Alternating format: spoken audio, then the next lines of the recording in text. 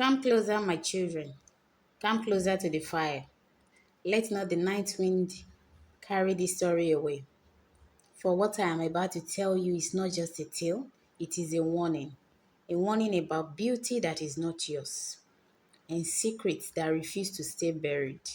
This is the story of a woman whose face the world admired, but whose truth no one ever saw. Long before your mothers were born, in a village surrounded by thick forests and whispering trees, there lived a woman named Adamma. Ah, Adamma, if beauty were a person, it would borrow a face.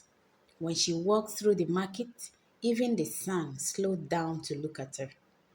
Her skin shone like fresh palm oil. Her lips were always bright like hibiscus petals. Her eyes, ah, her eyes sparkled like moonlight dancing on water. Men lost their senses because of her. Women admired her and also feared her because something about Adamma was not normal. Adamma was never seen without makeup, not once. Not in the morning, not in the afternoon, not even at the stream where women washed their bodies and gossiped freely. Even when rain fell heavily and others ran for shelter, Adamma's face remained untouched. The old women began to whisper, "A woman who hides her face from water is hiding something deeper than skin." But no one dared to ask her directly, except the men who wanted to marry her. Many men came with gifts, goats, palm wine, clothes from distant lands. They would kneel and say, "Adamma, I will love you forever, but let me see your true face." She would smile, that same beautiful smile that could stop a man's heartbeat. But her voice would turn cold like a Matan wind. "If you must see my face, then you do not deserve me." And just like that, she would end the relationship. No begging could change her mind. No promise could soften her mind. No one could make her change her heart. One by one, the men left. But what the village did not know was that Adama was not proud.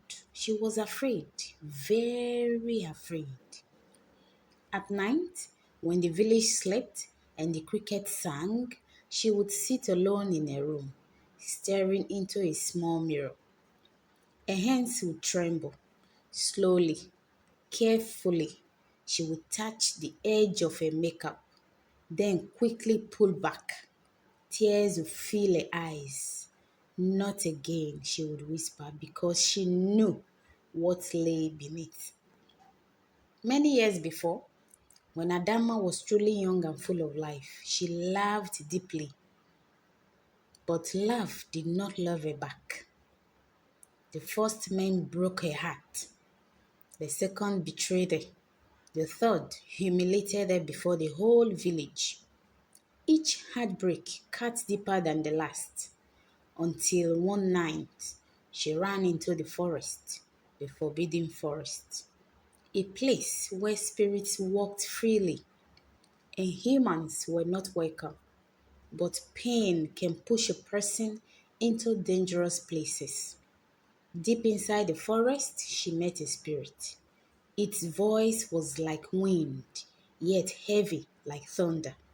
"Why have you come, child of flesh?"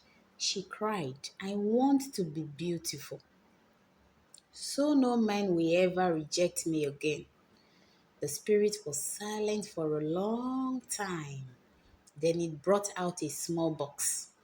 Inside it was makeup unlike anything on earth.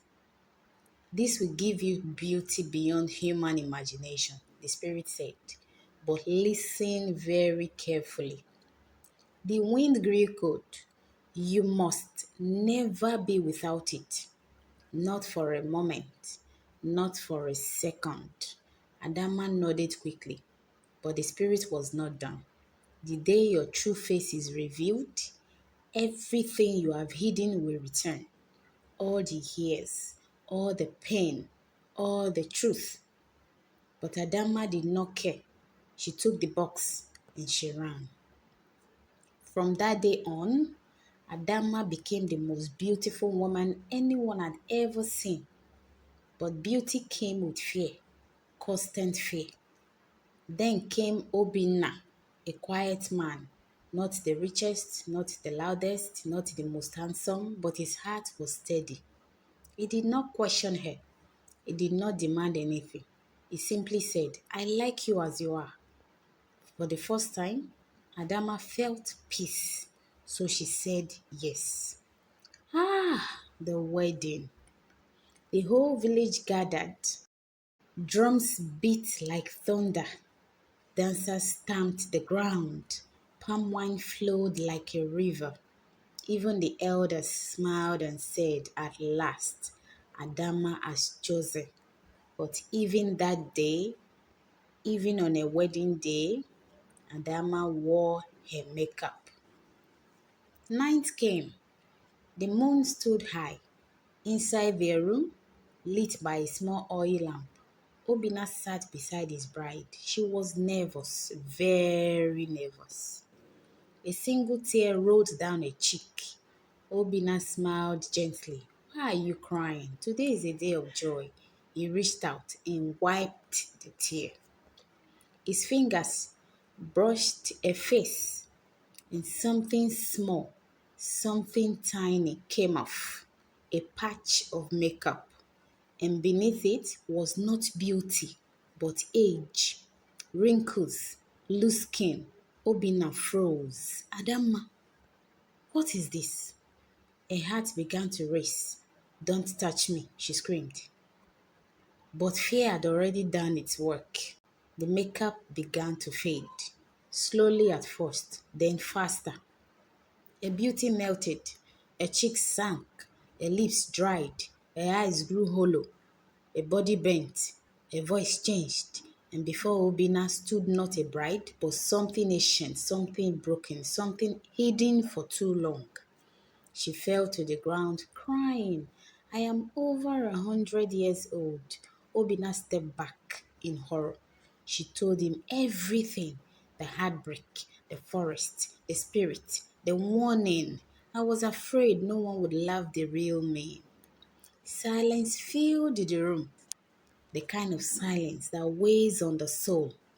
Obina spoke slowly. You should have trusted me with the truth. He shook his head. A home cannot stand on a lie. He turned away. By morning, Adamma was gone. Some say she ran back to the forest. Some say the spirit took her back. Others say she simply faded away, like a dream that stayed for too long.